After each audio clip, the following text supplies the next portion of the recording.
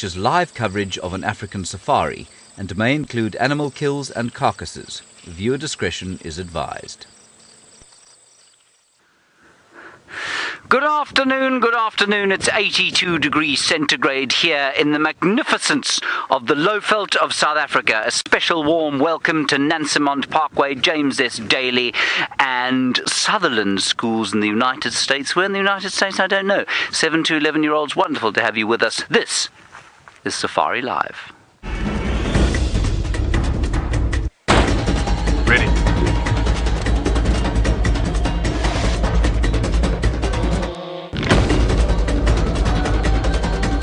Standing by.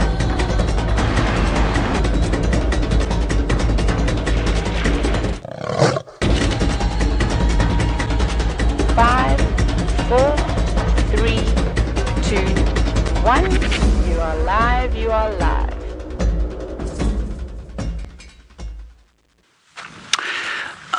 It is not 82 degrees centigrade, of course it's 82 degrees Fahrenheit, 28 degrees centigrade.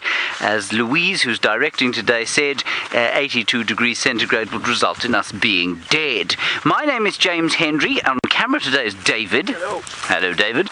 David cannot show you his thumb because he's carrying the camera. We are on foot today, and our plan is to head off in that direction, basically over David's shoulder, to see if we can't find Shadow, a female leopard that we found here. Well, we found there this morning. She disappeared into this long grass that we've got here, and with grass is so long because we've had some really good summer rain. So that's the plan there. You may have seen Herbert in the distance. There he is. Herbert is tracking for us. He's making sure that we're safe, and if we find the tracks or footprints of the animals that we want to find, he has the amazing skill to be able to follow them. Now, you must ask us as many questions as you like during the course of the school drive. 45 minutes to get in all the questions that you want. I'll be more than happy to answer as many as I can, as will Tristan, who is out on drive, as is Taylor, also out on drive. They are on the vehicles, and they will probably be getting a bit more close and personal with some of the big animals. Our objective on the walk is not to get close to big animals. Yes, we'd like to find some, but we're mostly going to be keeping our distance and being as respectful as possible with the wilderness. Let's head straight across to Taylor and say hello to her. Good afternoon, everybody. Welcome. My name is Taylor, and on camera with me today is Eggsy, aka Zander, and we are bumbling about just like Tristan and James are. However, we are not looking for a leopard today. We are going to be looking for some smaller animals. So what I did have a very quick sneak peek at is I found my very favorite herd of zebra. But we had to just do a little loop because the guests were not out of the lodge just yet. And can you believe it? A wild herd of zebra were standing right outside one of the lodges that the guests were staying at. So we're going to make our way back across there. And that area is also where there's a big dam. And you can imagine, on a hot day like today, not quite 82 degrees Celsius, as James said, but it almost feels a little bit like that. But we could get very, very lucky. We could see a lot of different animals coming down to have a drink. And one of those animals that I'm hoping for is going to be a herd of elephants, which will be very exciting. So we're going back there now. We'll be there in a couple of minutes. So you're just going to have to hold on tight as we drive towards them. And I think I even saw a giraffe head in the very far distance. So that is the tallest animal in Africa, so hopefully we'll be able to find you one of those too. How exciting is that? Now, for all of you that are watching, remember we do have a school drive at the moment for the first 45 minutes of drive, where we dedicate, that's not a word, where we dedicate, of course, all the questions to all the children from all the schools from all over the world. So remember to ask your teachers any questions you want about coming on safari, or how do you become a safari guide, or what do the animals eat. Anything you want, we will try and answer for you. We're almost there. How exciting is this? You've just got to go up a little bit further. I'll drive a little bit faster, and then we're going to turn right, and I'm going to try and not eat any flies today. I've already eaten one. You can ask Eggsy, I had to spit it out, but I don't know, it could have drowned in my spit too.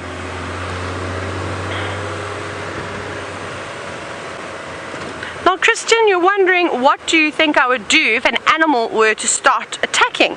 Well, the chances of us being attacked by the animals out here is actually very, very small. And isn't that quite nice? So we're relatively safe out here. And the most important things that we as safari guides are taught is animal behavior.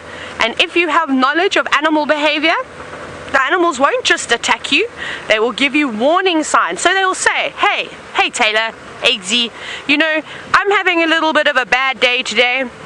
I don't feel like being viewed. Can you maybe come back a bit later or perhaps tomorrow? And we look and we go, okay, we'll give you a bit more space, no problem. To the herd of elephants, if we're looking at a herd of elephants, and we'll move away. And then if the elephants are still unhappy with us, they'll have their ears out, they'll be shaking their heads, they may even start to trumpet at us, and that means you better get going, otherwise I'm going to move you. So that's very important when you're with the animals, is to watch their body language. But in the cars, we can outrun all the animals. So even if we do come across a very angry buffalo or a hippo or a lion or a leopard, the chances of it actually attacking us in the car is very, very small. And that's why you'll see when James is walking, and he'll tell you all about how you need to be safe on a walk and the things that you need to look out for, because that's obviously a little bit different. But here they are. Here's my favorite herd of zebra. Hi guys. Oh, we're going to go to these ones over here. There's a whole lot of them, but there's ones right next to the road. So let's see if we can get a good view of them. And what I'm going to try and do is I'm going to try and go in as quietly as I can. So I'll just accelerate just a little bit, and then we'll roll into the sighting. Hello guys. Now I always like to announce myself to the zebra. Hello. And this is Mom and her foal. Isn't that beautiful? And it looks like the little foal is just coming up to Mom to have some love. So, if you've got any questions for me about these zebra, there's lots of animals here which we'll show you. There's Impala, there's Inyala, but we'll get to them at a later stage. You're more than welcome to send them through. Isn't this sweet though? And the bond between Mom and baby is very, very, very, very strong. Now, you wouldn't want to go walking over to those zebra and try to touch them because they're completely wild. And you can imagine moms are very protective of their children, so she would be very angry with us if we were going to do something. Eggsy, do you know what I've just spotted? There's a big baboon on the dam wall, just up and to the right of the zebra. Look at this. Now I want to show you the baboon, because the zebras are going to stay here, but the baboons are quite nervous of the cars. You can see now he's starting to disappear. But that is a big boy baboon. And there's another one just to the right, has just popped out. Hello.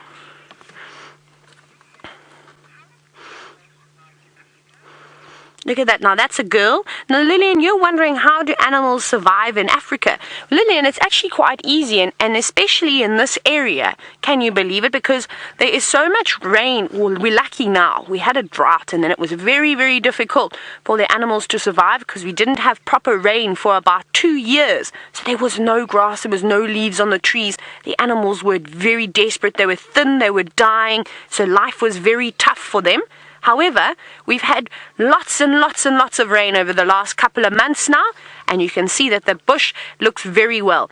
So it's a tough life, especially if you are a zebra or an impala, which is the antelope that you can see just to the left of the zebra, because many different animals, like leopards, like lions and cheetah, even some big eagles, can you believe it, will want to eat these animals.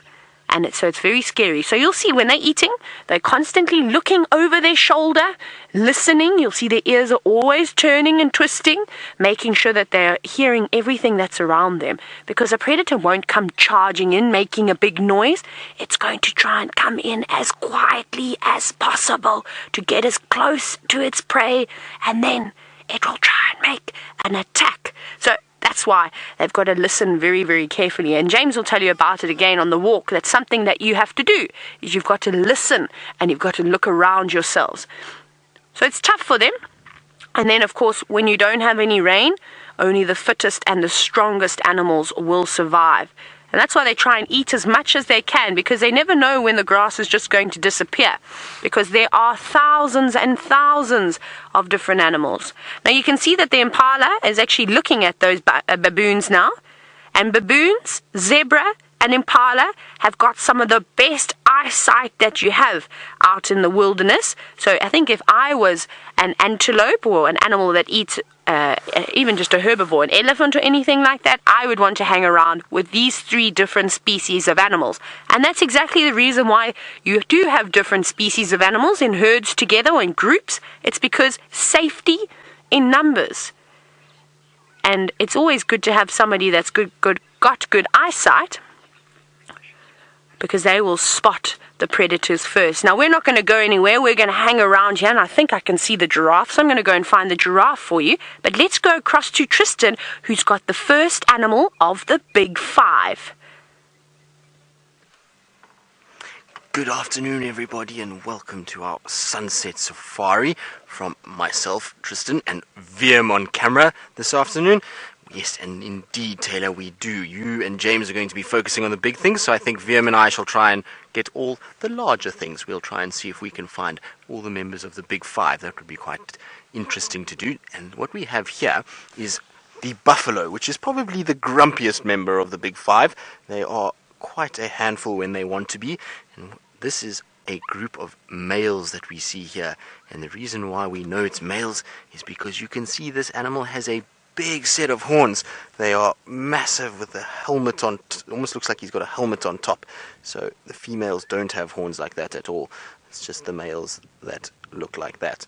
And they're here because it's quite a warm afternoon, so they're spending time just wallowing in the nice cool water and mud, trying to stay nice and cool. And when it gets a little bit cooler and the sun starts to come down, then they're going to start getting up and going and looking for grazing. Now, even though it looks like just the one, you can see just to the right of them is a couple more. They are sitting in the mud, so all you see is the top of their horns. They camouflage very, very well for such a large, big animal. And these guys, like I say, are very, very dangerous. And that's what makes them dangerous, is often when you're walking through areas like this, you don't actually see them until the last minute, because they lie down and they just sit and listen and they wait for anything that comes past, and they then can be very aggressive.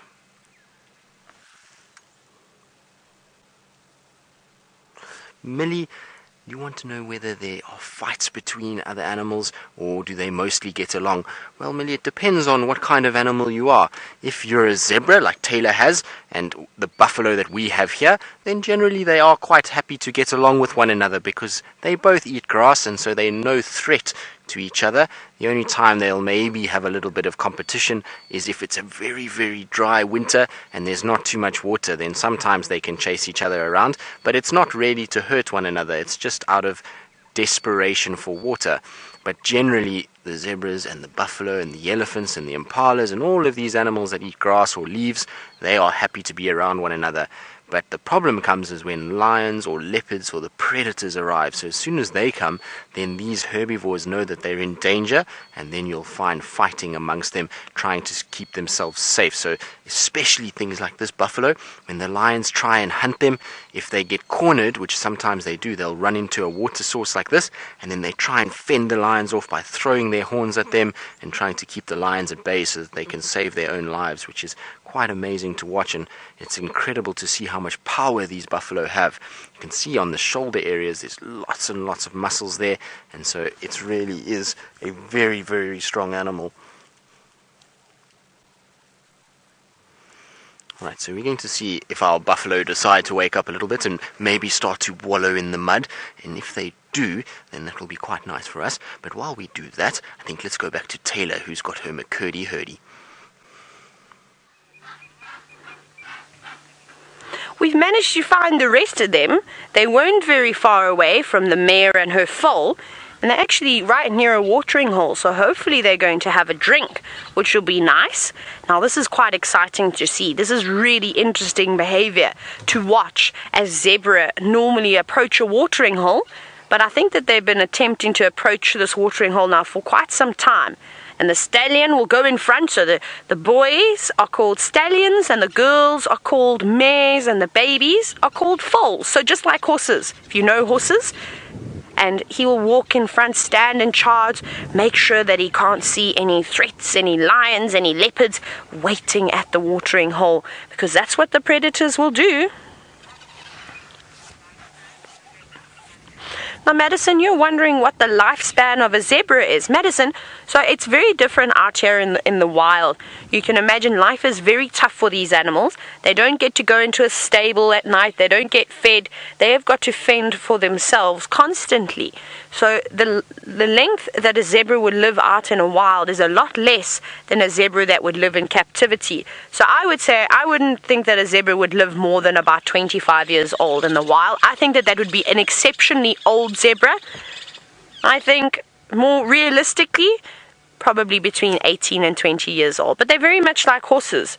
I know horses that have lived well over 30 years old, but they, of course, are very old and they've been looked after. They've been given supplements to help them through their old age. The animals out here, very unfortunately, have to look for their own supplements by eating the soil if they need extra minerals and things like that. So it's a little bit different out here. But isn't that beautiful with the big dam in the background? And that's just from all the rain that we've had that this is filled up. Linda, now you're wondering if a zebra can be tamed to ride like a horse. Unfortunately, Linda, they can't. There was a doctor once that, if I'm not mistaken, he rode around in Kenya, which is sort of northeast of South Africa. Northwest. What am I talking about? Anyways, and he rode a zebra to work every single day as he was moving through the villages. However, the zebras don't have as strong of a back as a horse does, so they're not the greatest weight carriers, and that's where zebras and donkeys are very good, is they're able to carry very, very heavy weights on their back. But also, a zebra is very, very cheeky. They bite, they kick, they terrorize each other, and they most certainly terrorize people. Now, I can tell you from experience, a couple of my friends have tried to hand rear zebras if they've had big farms and they've had animals on their farm. And this particular case, one mother died and she had, obviously the foal was left all on its own. So they hand reared it. They fed it with milk and it got older and it was naughty and horrible. And it bit me and it kicked me and it did all these horrible things. I've never ever seen a truly domesticated zebra before. They all have a very, very bad attitude, and I think that their personalities just don't want to be tamed, and that's fine. We should leave the zebras out in the wild where they belong. I think that their black and white stripes out in the bush looks much better than in somebody's home, so we'll keep them out here. Now, I just wish they would go down to the big dam at the bottom, because like horses, zebras love to swim and to cool themselves down. Now, Christian, you're wondering what are some of the adaptations that a zebra needs to survive. Well, just looking at a zebra, you can see the beautiful coloration, the black and white, and then also the shadow stripe between the black and white stripes there. So a zebra has got black skin, so it's got this white stripes. So it's black with white stripes, not white with black stripes. And even though it looks like that, but if you lift up the hair on the zebra's body, the white hair, you'll see that the color of the skin is actually black. So, Christian, camouflage is the most important thing out in the bush to help these animals survive, is to try and hide away and to try and not stand out. So, for a zebra, with these very bold markings, you think, well, that's not camouflage. How does black and white hide away in the bushes? You'll be surprised. It works very well. But the secret that the zebras have is that because they live in herds, when they feel frightened, they'll all come close together. So they'll stand in a group, and then we call a group of zebra a dazzle of zebra. So essentially, when a lion is looking at a zebra, it's struggling to pick out which is a small zebra, which is a weak zebra, because all those stripes blend in and almost make it look like one big animal. Now, what I want to do is I want to reposition because they're going down to have a drink. So I think we should go and have a look. Hopefully we don't startle them. We'll just start the car, let it run for a bit. Okay, and then what I'm going to do, I'm just going to reverse down the road like this. But we'll try and do it slowly because we don't want to scare the zebras. Hi guys. Hello guys, it's okay. Now I'm going to go past the dam a little bit because I don't want to feel like they're trapped, though they've got lots of space. Okay, they're fine. They're actually very relaxed with us, which is really good. Now, Caitlin, you're wondering what animals are friends with zebra. Look at the beautiful reflections too. Caitlin, there's lots of different animals. Impala are friends with the zebra, giraffe, nyala, kudu, buffalo, even elephants. Most of the animals will be friends with each other. They don't necessarily socialize like we as humans will socialize, or like your dogs and cats at home will socialize with the different animals that you may keep. It's okay, guys. And you see they're a bit nervous around the watering hole because this is typically where predators will wait. So they'll go move away from the dam, come back and have a drink, move away from the dam and come back. So hopefully they turn around again. And so essentially they don't go up to each other necessarily and greet each other and groom each other like all the zebras do to each other. It'll be a bit strange to see a zebra grooming an impala or vice versa. But and that's just what they do. So they sort of live together. They live in the same areas. A lot of these animals are feeding on the same food, so they're all brought together by actually a common thing, water and food. And then when they live together, like I said, when they do spot a predator, they'll alarm call. So the zebras will snort and give all sorts of noises. And then that will tell the other animals, the impala, the giraffe, the kudu, that there's a predator, and it will alert them too. Now that is a lodge that you can see at the back there. But we're going to send you across now to James, who's obviously walking around, and he's managed to find some sort of creepy crawly. I am not walking, I am lying on the ground because I like to be in touch with the wilderness. And here we have a whole group of what I think are called drop-tailed ants. And they've found themselves a grasshopper. They've probably not killed it. I think they're probably scavenging it. And now they're taking it back piece by piece to their nest. And you can see there, they're tearing it apart little bit by little bit. And there are two spots here just in front of where I am. In fact, I'm about to be bitten by one of these things. There are two spots quite close to where I am here that I think they're taking them. Yes, here's the nest. No, they've just walked over the hole. They seem to be a little bit confused. That thing is going to bite me. Okay, so there's a hole there, but I thought that might be the nest, but they haven't gone down there. And then there's another hole over here. And this guy has been walking around the wing of that grasshopper for about 5 minutes.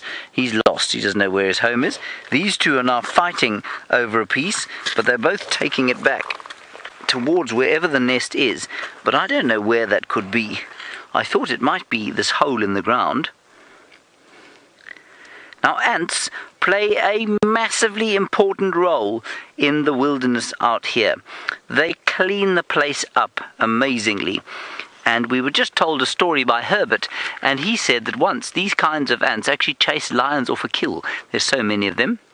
They eat a lot of meat, so any insect that dies out here on the ground, any snail perhaps, and even some of the bigger animals, they will clean the bones and they'll take the meat down into the soil, they'll eat it, and of course then it becomes part of nature again. Eventually it will be used as fertilizer, the grass will grow up from that, the animals will eat it, and then, of course, those animals, the herbivores, will be killed by the predators again, by the lions. And you can see then how the nutrients, or the bits and pieces, the chemicals that make up the meat, will eventually go back into the soil and come out as grass again. And they start doing what we call a nutrient cycle. Here's this poor, confused fellow. He's still running around with his wing, doesn't know what he's doing. You see him, Dave? He's so confused.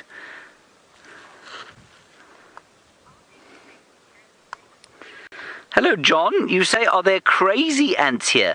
John, I don't know what a crazy ant is, to be honest, but I will tell you that these ants can get quite crazy. They'll get very upset. If they think you're attacking their nest, or if that you pose some sort of danger to them, then they will become crazy and they'll start biting you, and they've produced something called formic acid, which isn't very nice at all, and that can create a stinging sensation.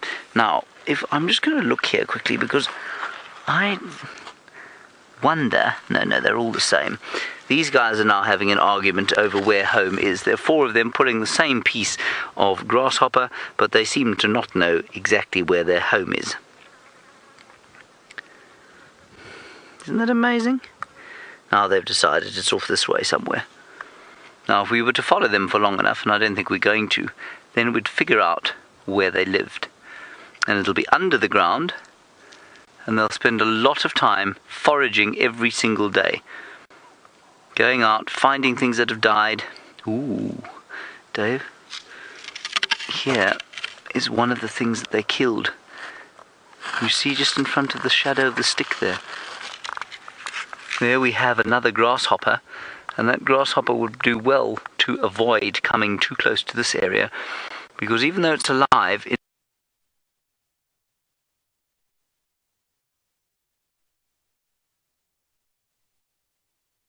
avoid coming too close to this area, because even though it's alive,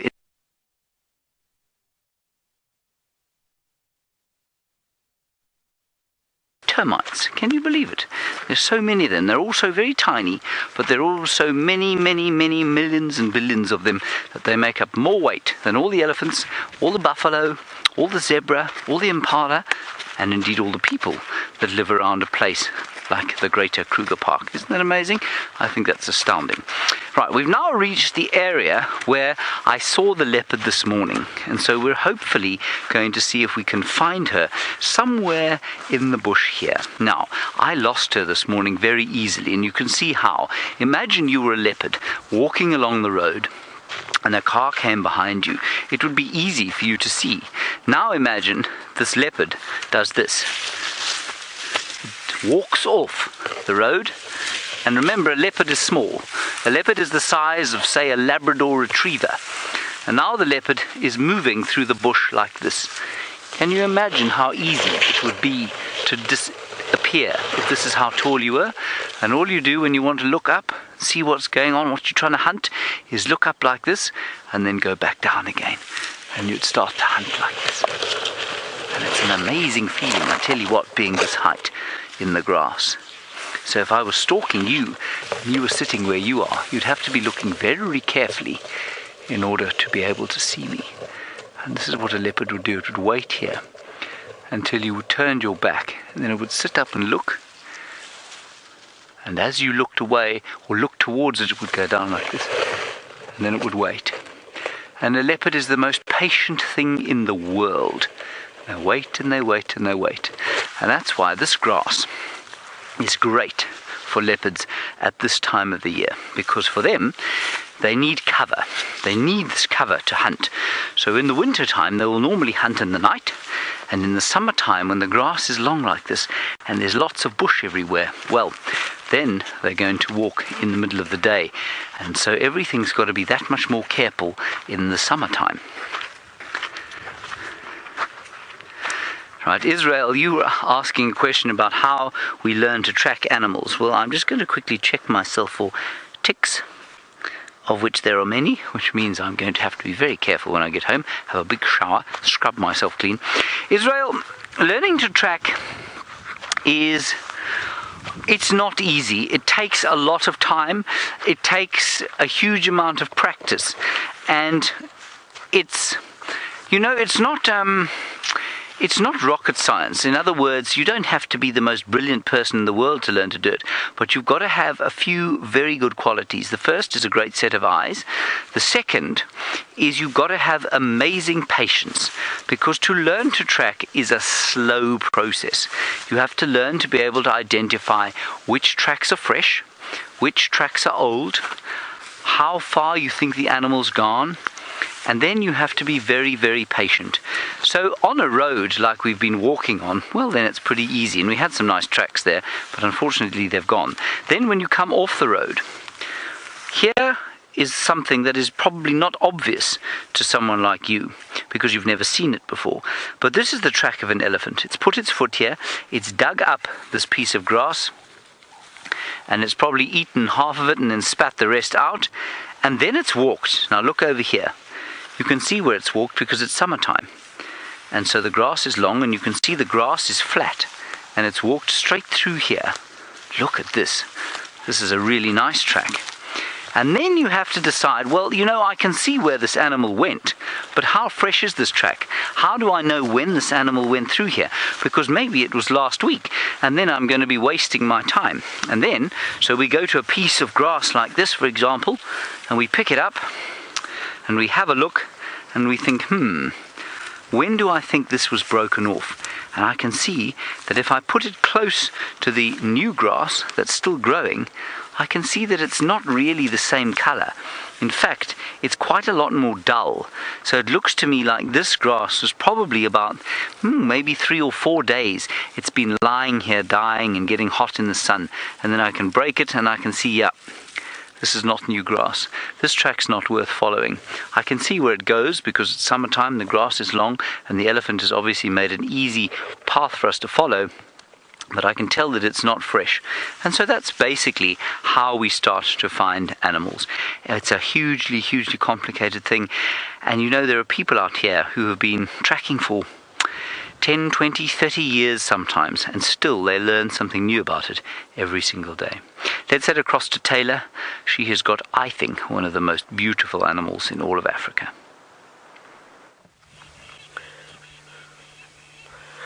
You are quite correct in saying that, James. We've actually been very lucky in seeing, well, 2 of the animals out in the African wilderness that have got the most gorgeous patterns. And of course, a giraffe is one of them. And this is a big boy giraffe. So we call giraffes bulls, and the boys we call bulls, and then the girls we call cows, and the babies we call calves, just in case you were wondering. Now, it may look like he's eating on that tree that's just behind him, but he isn't. He is doing something which is called ruminating. You'll probably learn about it in school in biology, and a lot of different world will ruminate. Actually, stuff to watch, and we may be able to see it as about a little bit of signal difference.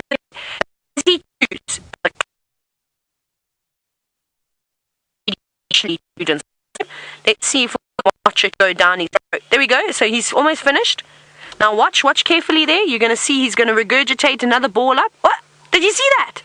Did you see how the food went up his throat and back into his mouth again? Now we have to watch. We have to count how many times he chews. I think that's about 8, 9, 10, 11, 12, 13. And that's actually quite a cool experiment to do, because every giraffe will be different. But can you imagine trying to count how many times they chew that cud before they swallow it? Maybe we'll try the next time. Now, Jacob, you were actually wondering how they eat. So they eat leaves. They've got long tongues and long necks so that they can reach to the tops of the trees. And then, once they've finished eating as much as they can eat, wait, let's quickly watch. He's going to swallow again. He's swallowed. Let's watch. He's going to regurgitate. It's coming up. Wow, there it is. Did you see that? 3, 4, let's count. 5, 6, 7, 8, 9, 10, 11, 12, 13, 14, 15, 16, 19, 20. He's chewing a lot. 22, 23, 24, 25, 26. We're getting to the end. 28. Come on, giraffe. 33, 38, 39. Experiencing this afternoon. Now, I'm just looking at tracks here, and it looks like for Shadow and possibly her cub. So if we have a look here, Wiem, I don't know if you're going to be able to get them, but if you look on the right hand side in front there, Wiem, maybe you can go in. I'll try and go circle one for you, just to show you how small it is. Now, there's tracks for both male and females, and they've been going up and down. So I'm just trying to work out if these are the tracks that James had this morning. But Wiem, what's the best one? This one here or here? This one here. Okay, so there we go. That is the track there. And the actual little cub's track is probably no bigger than that. Alright, that's how big the little cub is. And then on that side is where Shadow was walking. So her track is a little bit larger. So I'm going to just check and see where they've ended up. But there was definitely lots of activity with leopard here last night. The male's tracks look all from last night. So they've been going back and forth all along. And I think it could be Tingana and the same tracks that we picked up this morning that we followed all the way to Chitwa, which means that he's walked a very long way during the night.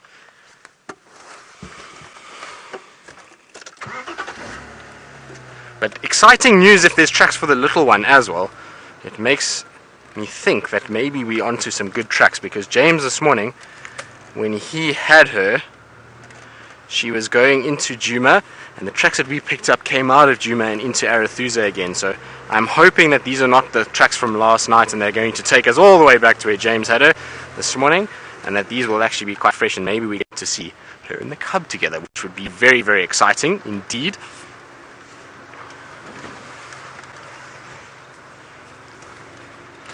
Now I just got to pay attention because the tracks seem to go all over the place. Anything that way? Yeah. I see she was here, but it looks like she's turned around here. I want to just check a little bit further on and see. So it looks like she's turned around, Wiem. So there's definitely the male and female tracks here. Now the problem is there's been a big elephant bull that has stood all over this as well, so that's not making it easy to be able to see what's going on. And there's a lion track in the mix here as well. It's like every single track we can think of all together here, which is quite amazing. Alright, let's just check up towards, there is a little water hole here in front. I don't think that she would lie right out in the open if the cub had a water hole, but you never know. This is Shadow we're talking about. Sometimes she does some strange things, so I want to check the hole and see if there's not any sign of them here. Has definitely walked on top of these leopard tracks, which means that they are not right now. They're from this morning sometime. I don't see anything coming this way, Wiem. I think what we maybe need to do, back again.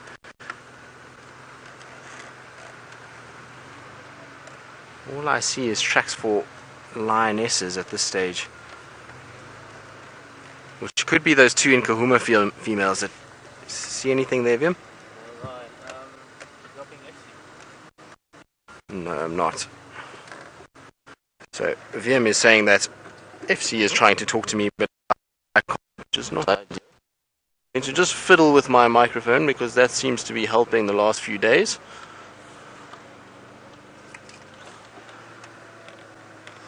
Ah, there we go, Lou. I can hear you again. Let's see if that helps and stays right. No, I think... Ah, there we go. I've got Lou again. The tracks are heading in a westerly direction at this stage towards Matunda Luka Pan. But the pan itself, I don't see anything lying in the shade here. And like I said, I've actually lost the tracks now, so I need to just check very carefully which way she went. Straight south of us here is where her old den used to be. There's a little shallow ditch and some pipes, and that's actually where James saw her take those cubs the first time. So I would imagine that she's utilizing the same sort of area. Just got to try and find whether she went up towards Red Dam side or if she's now gone southwards towards that den. Wiem and I did check that den. We didn't find any further tracks in that area, so wherever she is, she must be somewhere in this vicinity, or she's crossed further north and gone up towards Red Dam side.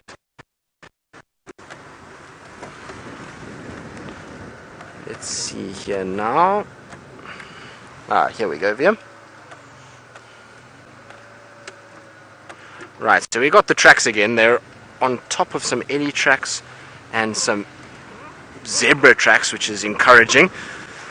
So I'm going to just turn around once again, and while we do this and see while we can try and find this elusive cat, let's go back to James and see what updates he's got for us. Well, the update we have is that we're in the area where we saw her this morning. It was just around here that she came into this block, so I'm fascinated that Tristan's got those tracks, and we're going to find out from him exactly where he thinks they're going. We also had cub tracks inside this block, so I don't know what this leopard's been doing, but you can see here that she's certainly been climbing this tree from time to time. You can see the marks there, and I think she's been spending quite a lot of time in this block because there's not a great deal of disturbance. So that's what's happening here. Our objective was to arrive here at Mount Djuma. You can see Mount Djuma there. On top of it is the king of Mount Djuma himself, Herberto. There he is. And I'm now going to climb up there with him, because I think it would be churlish of me not to. So I don't know what that leopard's playing at. I wonder, maybe, I don't know exactly which direction those tracks are going, but maybe Shadow killed in here, went back to get the cub. Maybe she just did a little territorial patrol and then went to the cub and then killed somewhere else. But I think it's interesting that clearly there seems to be quite a lot of movement. Now this is interesting. Tristan apparently thinks the tracks are from this morning when she brought the cub out of Arathusa. Now when you're mountain climbing up a very steep slope like this, you've got to use the contours. Oh, we need crampons here, don't we, David? Mm-hmm. Oh, goodness. I tell you, the view is quite spectacular from up here. You're right, Dave. Should I give you a hand? That's all right. Yeah, well done. David and I are now, of course, very close to each other indeed, because this is not a very big mountain. But there you have a wonderful view of the Lowveld of South Africa. And it really is rather special. Off there you can see the mountain of Legogote. You see very far distance the tallest thing that you can see there. And that's part of, well, it's a very important spiritual mountain, in fact, for the people of that area. And it was, I think it was a huge amount of conflict when the Kruger Park was first proclaimed. They wanted to include it, and eventually it was agreed that they wouldn't, because it was spiritually very important for the people living around that area. I tell you what, I could sit up here all afternoon and enjoy myself some, well, Earl Grey tea or perhaps some apple juice. Let's go and get an update from Taylor. I'll tell you what we're going to do quickly. We're going to go down towards this drainage line here, and we're going to check along there and see if there isn't perhaps a new den site in there. While we do that, Taylor no doubt has got something fascinating to show you, and I would ask you to get her to demonstrate the dance moves she did before drive.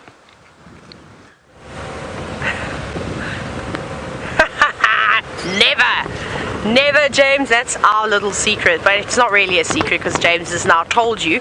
But yes, James and I had a little dance party before drive started this morning. This afternoon. I was playing music, and Eggsy and I were just doing a little dance, car dance. And then, of course, James, you know, he can't miss out on the attention. He decided to come through and join us.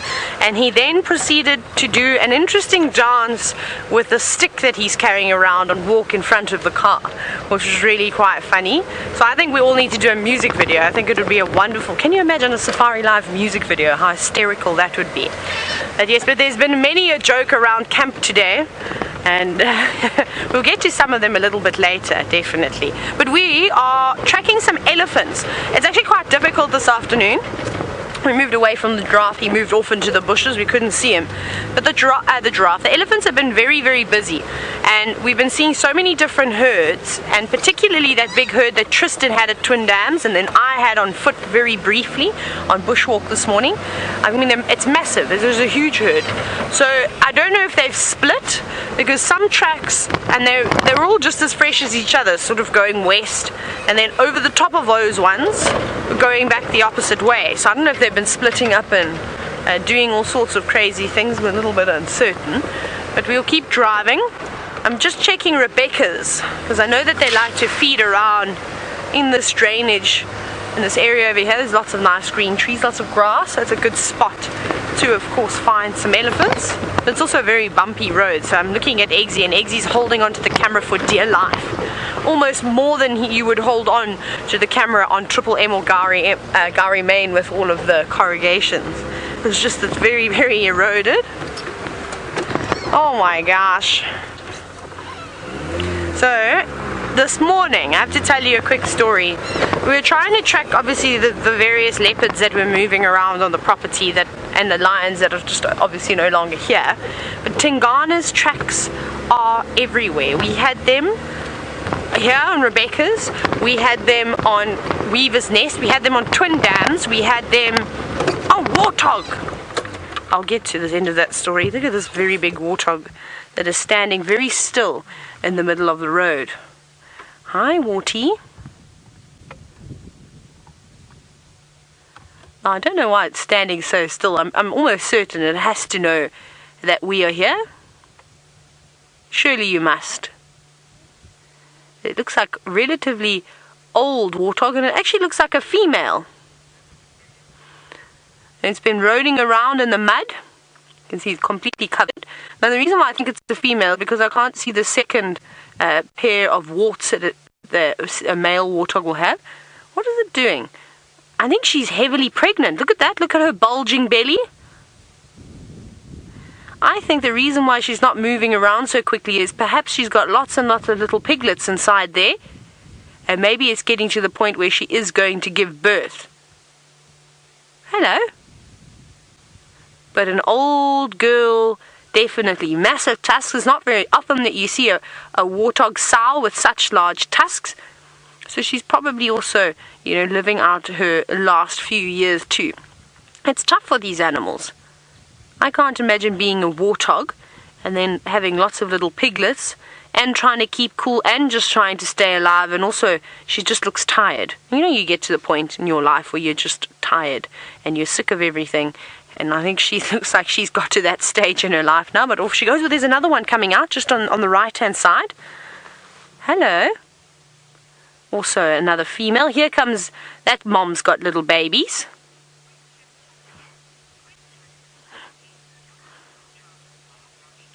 And you can see the little piglets are actually quite relaxed with us. That's just because both mothers are relaxed.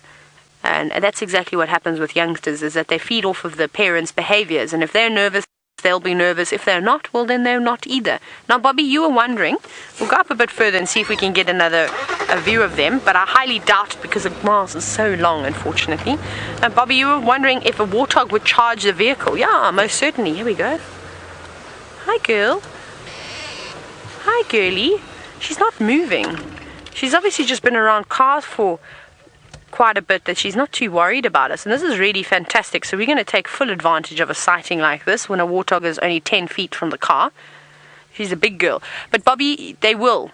I've actually had a big that's another animal I've been charged by in a car before, is a big male warthog, a big boar. And he was quite a cheeky fella. He was well known with the guides. He was actually on a property called Nottens. Now, Nottens is a small bush camp, but they used to traverse on Sabi as well. And they have this massive open plain with quite a big dam that almost looks a lot like Treehouse Dam, except it's got a little island in the middle with a dead knobthorn in it, which was quite cool. And every single time, if you wanted to see a warthog, you go to that plain, and you go over there, and he's huge. He's probably about double her size, and his tusks are absolutely massive too. They almost curve around and touch the tips of the other pair of tusks on the other side. And he was quite cheeky with the cars. I don't know if he'd been around the lodges and learnt that, he could find scraps and things like that. It's just what his behavior seemed to be like. Yeah, this is an old girl. This is a very, very old warthog. And the one day he actually came rushing at my car and then tried to, stab my tracker's feet with his tusks. So that was quite entertaining. We obviously drove away and we left him. But he used to do that to everybody. So yes, they will. However, he's not going to be a threat to us, any warthog, while we're in a big vehicle. Even though I've got the side of my door off, I don't think that a warthog could harm me. On foot is a completely different story. A warthog charging out of a burrow is no fun, and you don't play games with them, because you've seen how quickly a warthog can move, and they're massive. I mean, she's a big sow. She must weigh about, I'm going to put my money on about between 25 and 30 kilograms at least. She's that big. So what's that, about just under 70 pounds? And a big warthog boar can get to much more than that. I mean, they can get up to about 80, 90 kilograms. So you can only imagine, just under 200 pounds. And I've seen big boars like that. So you don't want to get on the wrong side of a grumpy warthog. Even a little piglet, I'm telling you, if a little piglet had to rush at you and hit your shins, that would definitely hurt. I've had Emma the warthog, which was Emma. We found Emma many years ago when I first started guiding, and she'd rushed at me before. My goodness, and it was sore. It wasn't pleasant at all. Hi guys, thanks warthogs for being so wonderful. What a great sighting. It was really nice. Now, Stephen, you're wondering what the local name for a warthog is. Now, James is going to murder me because I'm probably going to butcher the language and he hates it. And I apologize, I'm just warning you now. So, in Shangani, it's there's a couple of different names, but actually I think, yeah, you can call it either Ngulubi. Ngulubi is one. I don't know if that could be Zulu though. And then Xhosa. Oh, hang on. Just listen, no, we can't traverse there. Just listening to the radio very quickly. And then Xhosa, if I remember correctly, it's Inqakwe, which is an interesting word. Inqakwe. I prefer to just say Ngulubi. Ngulubi is a much easier one. And then another word I've heard Herbie use is haunchi. Haunchi is a word to describe. I think that means more pig though. Well, who knows? But those are the 3 different words that are used around here to describe what a warthog is. Isn't that interesting though? But like James says, we don't actually speak too much of the local languages up here, particularly not us at Wild Earth on the Game Drive radio. It's just every now and then. What I like to do is, if I bump into a guide that's on safari, because I don't have guests anymore, and sometimes guides will try and make a surprise of a sighting for guests to say that the thing that they wanted to see most is lions. Now, what I would do sometimes, I make my guests close their eyes, and actually drive into a herd of elephants and then just sit, and then obviously they'll be close by, and then get them to open, and their reaction was amazing. Or giraffe, or a herd of zebra, you name it, something like that. It was quite a nice thing to do, because you can feel very disorientated, and you get them to put their hands over their eyes like this, and you're bouncing around, you don't quite know what is going on. So that was quite cool to do. But as you come across and you see another guide, I don't know what their guests have seen, I don't know what their route is, so I really don't want to spoil any surprises, or perhaps they can't get into a sighting, something like that. And if you start saying, oh, if you've gone to that lion on a kill, you can imagine people are going to start panicking, going, why are we not there, you know. And as you've seen with us, you have lineups with sightings because everybody wants to have a chance, and they may be on a standby, maybe they're going to go the next day, who knows. So then what I will use is I'll try and use the local words to that guide as much as I can, just so that I don't put them in a bit of an awkward situation, because it's never quite fun being thrown into the deep end like that. So sometimes we'll do that, and so that's definitely why I do it. But yeah, everybody's different, of course. But I try not to say anything near James because he shouts at me, and he raps me over the knuckles with a square razor if I don't pronounce words correctly or say them correctly, and who can blame him? Especially me, because I like to make up my own words. I often blend words together, and he just looks at me and shakes his head off. Poor James. I think I give him lots of grey hairs. Right. Oh, I've been waiting for this the entire day to have an opportunity to go across to James after school drive. Right. So now we're going to go across to the knackle rapper with his, hopefully he's got a square raisin to show you. But how I actually want to do this, and I know it's taking a long time, but are you ready? Are you ready, Eggsy? Eggsy knows exactly what I'm doing. Lou, I'm going to link just now, I promise. Let's go across to James and his activewear. Activewear. Let's go to James and his activewear.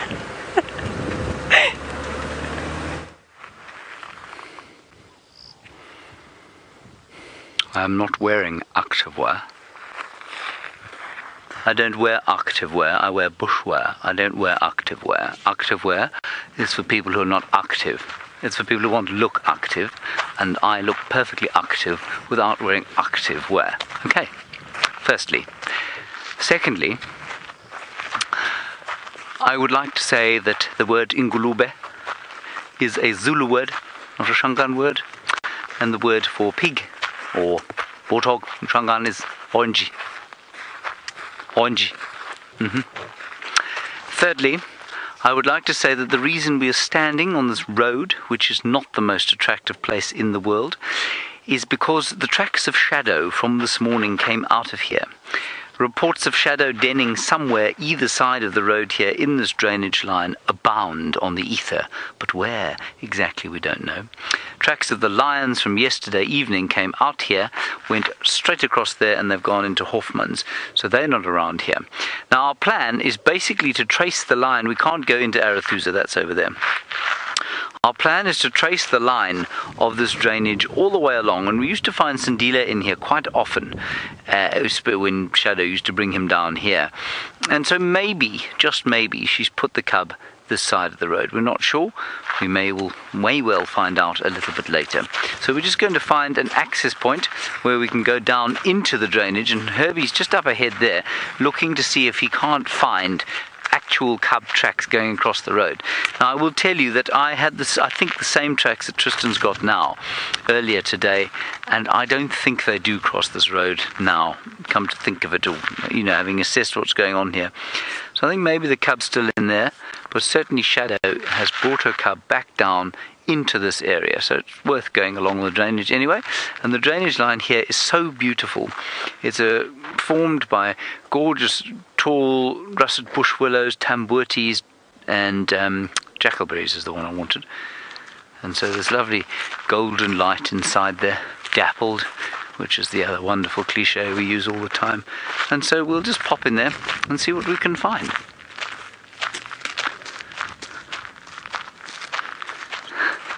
Oh, Louise has actually come up with something that I'm going to use, almost certainly. She said instead of dappled light, we can use marbled light. I think that's a really good idea. I'm also not going to be doing an anti-gremlin dance, Andreen. I am not a good dancer. I was never taught, really. Not that many people have to be taught. I think I probably do need to be taught to dance, though. I tend to start behaving like... a demented troll with serious physical impediments whenever dancing is required. I can waltz. I can do a quick step, but I'm not really good at the other stuff. So I used to be good at head banging, but you need hair to head bang. I used to have quite long hair. I was quite good at it then. Now I just get a headache, of course, and so I won't be doing any head banging. I think Andrina's best if I don't dance. Taylor, however, is a spectacular dancer. She has got rhythm down. She's got the right kind of sass to sexy to kind of what else would we say, to rhythm, I mean, she's just got it down pat, you know. So I think you really need, she's got her speaker on drive with her. She didn't tell you that, I know she didn't. And so I think you should just get her to do her thing, rather than have me hack around here in the bush. I mean, I'm on foot. I've got to concentrate on what's going on out here. All right, let's do some biology. I think we've talked enough nonsense for the next little while. Herbert, have you found any tracks? Not. Okay, shall we go in here? All right. Before I do that, I was having a discussion earlier with David about the grass species that we find. And it's interesting because if you look on quarantine clearings, you will know, of course, that we've spent a great deal of time looking at animals there. There's a lot of animals out there. The grass has grown up again.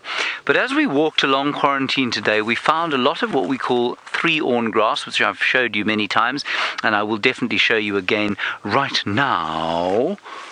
Over here. So this is a three-horn grass, and it's not good grazing. It's bad grazing, and it grows in areas that have been overgrazed or extensively grazed by animals. Quarantine is one such area because whenever there's grass, there are going to be animals because it's clear, it's easy for them to see what's going to come and eat them. So you would expect to find a lot of this, and it's one of the reasons that we don't artificially clear large areas of a place like the Sabi Sand. Well, some people don't. Because animals tend to overgraze the areas, they start to lose their ecological value. Now, if we go to an area like this, which is thick, and it would not be the first port of call for something like a zebra or an impala or wildebeest to walk through, it's filled with chloris. Chloris is not a bad eating grass. We're in a bit of a sodic area, so it's not the best grass, but it's not bad. And then you get lots of this sort of stuff, Panicum maximum, excellent grazing grass. And so, although this is much thicker, it's a much healthier sward is what we call it. It's a good word to say, sward. It's a much healthier sward of grass going through here.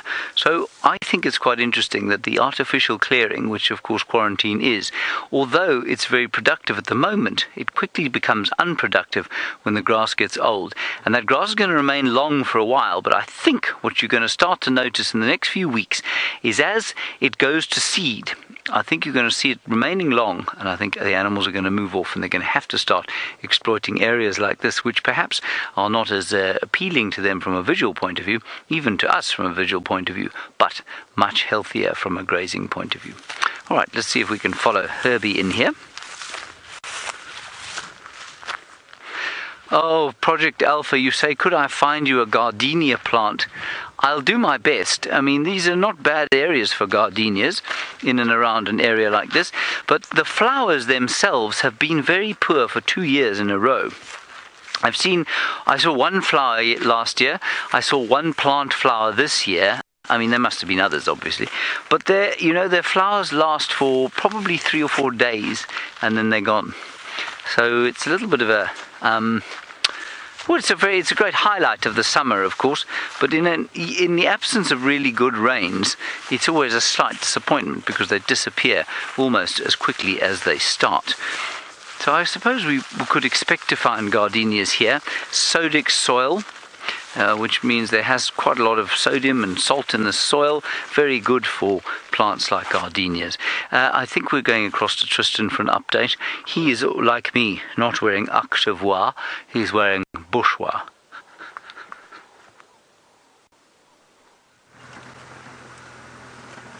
Well, we're struggling a little bit with these tracks.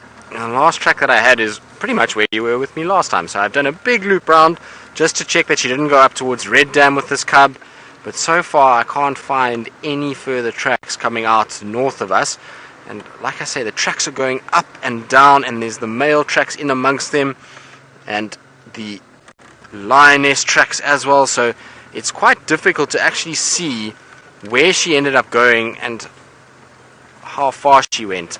I asked the guys in the area, they said they actually did have these tracks this morning around this pan, but the tracks that we've followed now are on top of the tracks that the guys were using this morning and following. So I'm just checking. So you see she comes back this way now, but now I don't see any signs of the little cub with her. Just want to check in front here a little bit. I'm going to try and just pull off to the side a little bit so that you can see them. It's not easy because the elephant has stood all over them, so I've got to try and find a clear one for you. Nothing that I'm going to be able to show you there because those are all obscured completely. Let me try see if I can find a clean one. I know there are some clear ones in front here somewhere, so let's try see if I can find one of those for you. Give me 2 seconds.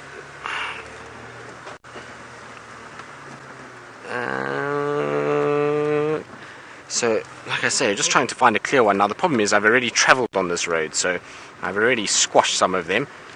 It will be nice to at least show you 1 or 2 tracks. And what I'll do is I'll actually show you the lioness track too, so that you can see the size differences that we're working on.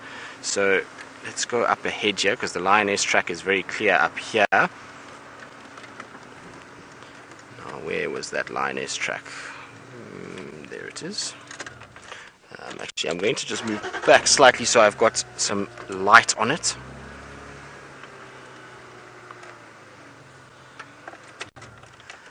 Just let me know if you can't see it.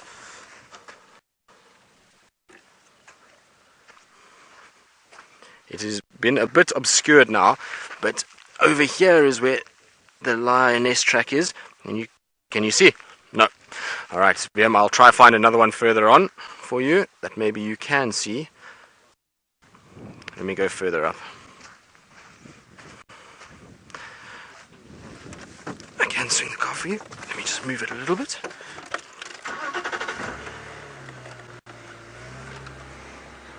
You can probably see shadows tracks that side as well, which will be perfect. Alright, so lioness track up in front here. You can see that it is quite large if I put my hand next to it, that is the size of the track all the way there. So it's about the size of my hand, and there are the toes in front, and then the back paw at the back here. Now it's a little bit obscured because I drove over it earlier when I was trying to see where Shadow's tracks went, and now Shadow's tracks are on the other side. So let's see if I can find you a clean track for Shadow. I think these might be a bit far for you, VM.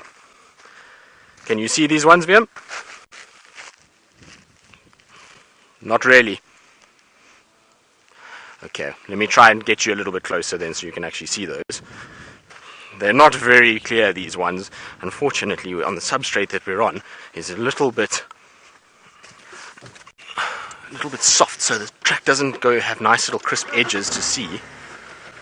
But I have circled them. Now, I'm sorry I didn't walk around the front of the car. There was unfortunately a massive bush there, so I wouldn't be able to get in front. Right, VM, can you see better now? That should be a little bit better. So there's the tracks. There's two tracks inside there. So the size of my hand would be the lioness, and those two tracks together would be the size of my hand. So her feet are about half the size of the lioness. And now I'm going to go a little bit further from here and show you the little cub track, and then we'll have all three tracks that we're trying to look at. But it's very strange, the movement that she's done, because she came along and she went down this road and then she turned and came back up this way, and then from that junction is where we've lost the tracks. We can't find any further from there.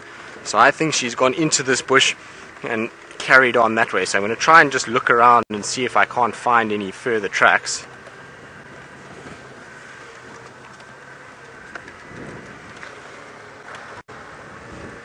Now the little cub tracks were here in front somewhere. See if I can find a nice clear one.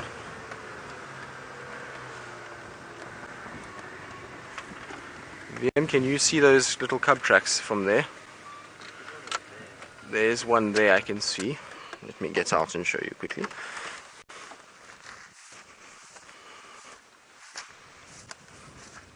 So here is Shadow, over here, that's her tracks, and then over here is the little cub. So that little circle round is the little cub. So you can see the size difference between the two. If I put my hand here and here, Shadow's track is about the length of my index finger, whereas the cub track is about half of that.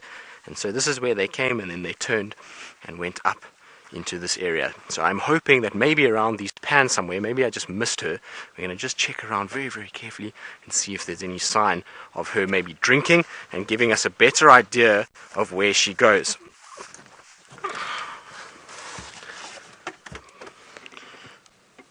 Now, tracking of leopards has got to be one of the hardest things that you can do. It's always when they do the tracking tests, this is what they test the guys on, is to see how well they can track and see how well they can follow a leopard, because a leopard generally moves in very strange ways.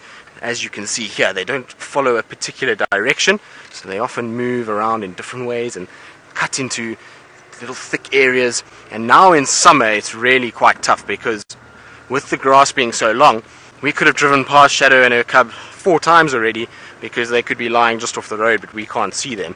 So we're trying to use the tracks to be able to follow to a certain point, and then hopefully they appear somewhere where we can actually see them. The problem also when she's with her cub is that you don't really want to be on foot with her, because she's going to be quite protective.